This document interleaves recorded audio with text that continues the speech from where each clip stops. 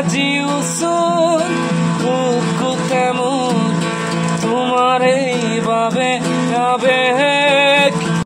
এই ভিডিঅ'টোত বহুতখিনি এনজয় কৰিলোঁ। নামেৰি ৰাষ্ট্ৰীয় উদ্যানৰ হাবিৰ মাজত এটা ঘৰ আৰু তাত আমি গুৱাহাটীৰ পৰা গৈ তেজপুৰত কিছু সময় ৰ'লোঁ।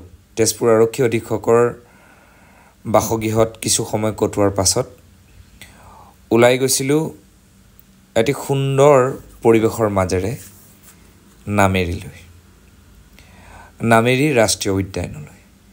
ৰাস্তাত লগ পাইছিলোঁ কোনোবাই দৌৰি আছিলে শৰীৰ চৰ্চা কৰি, কিছুমান বান্দৰ ৰৈ আছিলে যিবিলাকক মানুহে সেইখিনিত খাবলৈ দি থৈ যায়। এইটো খুব ধুনীয়া কথা। আৰু এই গছ গছনিবোৰৰ মাজে মাজে আমাৰ যাত্ৰা আৰম্ভ হৈছিল। আৰু মই দাদাহঁতক সুধিছিলোঁ যে হাতী ওলাই নেকি। মোৰ বৰ ভয় লাগে, কাৰণ সৰুতে মোৰ ঘৰৰ ওচৰত আগতে হাতী ওলাইছিলে। মই বিৰাট ভয় কৰিছিলোঁ। এনেকৈ একদম লুংলুঙীয়া ৰাস্তাৰে আমি আমাৰ যাত্ৰাটো অব্যাহত ৰাখিলোঁ। বহুত কিবা কিবি হ'বলৈ গৈ আছে। গৈ গৈ আমি সেই বিশেষ ঠাইটুকুৰা পাই গ'লোঁ। অলৰেডি দাদাহঁত আছিলেই, বৌ আছিলেই। আমি অকণমান দেৰিকৈ গৈছিলোঁ। আৰু এইখিনি ঠাই হৈছে আমাৰ আজিৰ সেই সময়খিনি কটোৱাৰ বিশেষ সময়। তাৰপিছত আমি চাই বাবুৰ গান শুনিলোঁ।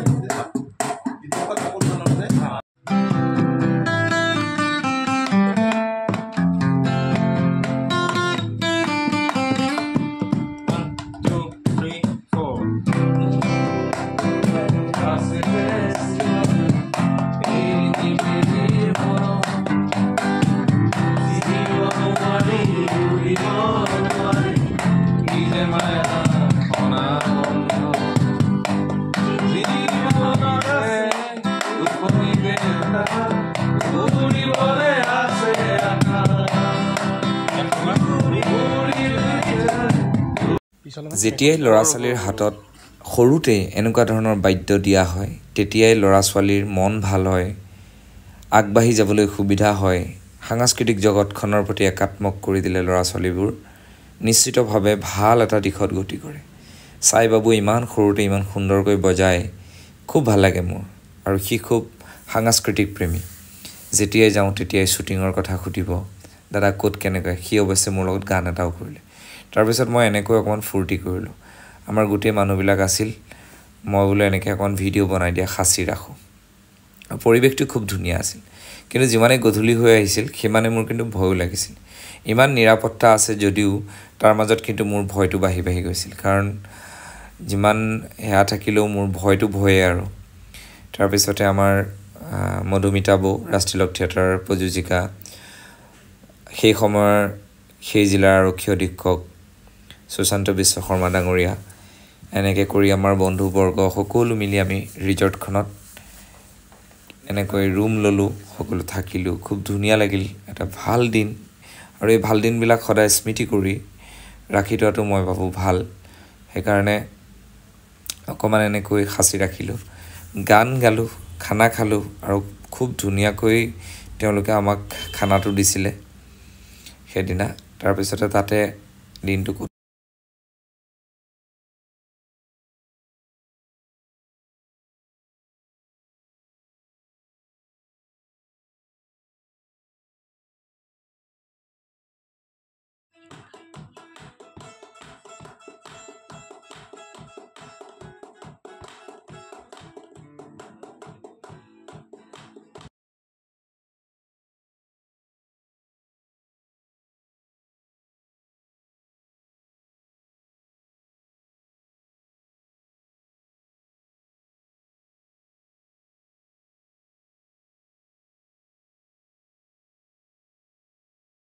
আৰু এওঁলোক হ'ল হাতীৰখীয়া। এওঁলোকে এনেকৈ হাতী ৰখি থাকে আৰু লগে লগে ওলাইছিলে সেইটো মুহূৰ্তত।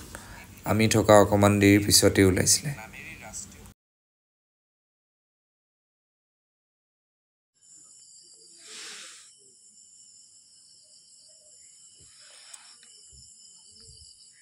ৰিজৰ্টখনত এনেকৈ দাদাহঁতে সদায় পহৰা দি থাকে। এয়া দেখিছে, দা চা লৈ আছে নেকি? হয়, দাস লৈ। আৰু কি লৈ থাকে? টৰ্চ লৈ থাকে। কিমান আহে হাতী? কেনেকুৱা সময়ত আহে তাৰমানে? হাতী মানে এতিয়া হেৰি খেতি বাতিটো নাই হোৱা, এতিয়া মানে গাঁৱত আহে আৰু কলগছবিলাক খাবলৈ কাৰণে। আচ্ছা, উৎপাত চুৎপাত কৰে নেকি?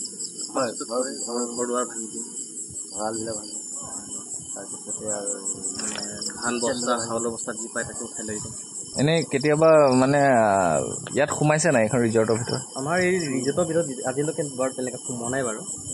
আউটছাইডত থাকে, বাউণ্ডাৰী বাহিৰত। এনেই মানে খাবলৈ বিচাৰি কাৰণে আহে ন? খাবলৈ বিচাৰে কাৰণে। তোমালোকৰ মানে এতিয়া এনেকুৱা হৈ গৈছে, চিনাকি নিচিনা হৈ গৈছে, ফ্ৰেণ্ডলি হৈ গৈছে আৰু হাতী ওলাব বুলিকে কমন আৰু এইটো মানে সদায়। এতিয়াও অলপ দেৰি আগত চিঞৰ বাখৰ হাতী ওলাইছে, এইফালেদি গ'ল দুটা গাঁৱত সোমাইছে। আচ্ছা, মানুহজনক অনিষ্ট কেতিয়াবাহে কৰে ন?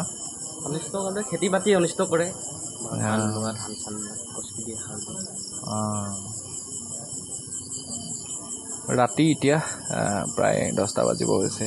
হাতী ওলাই ইয়াতে ইমান বেছি মানুহক অপকাৰ নকৰে, কাৰণ সিহঁতে খাব নাপায় কাৰণে ওলাই আহে। আমি সিহঁতৰ কাৰণেও চিন্তা কৰিব লাগিব।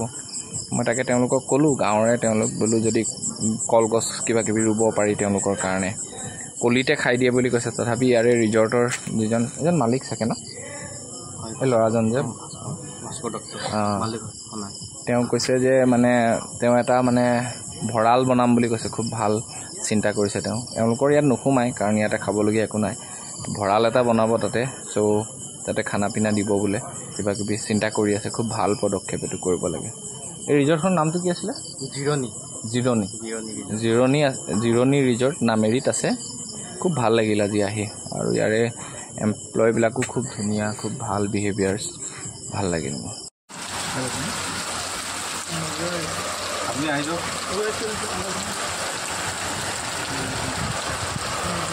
3 go। তোমাৰে বুকুতে মৰমবো বিহামে আজিছো নিৰৱতা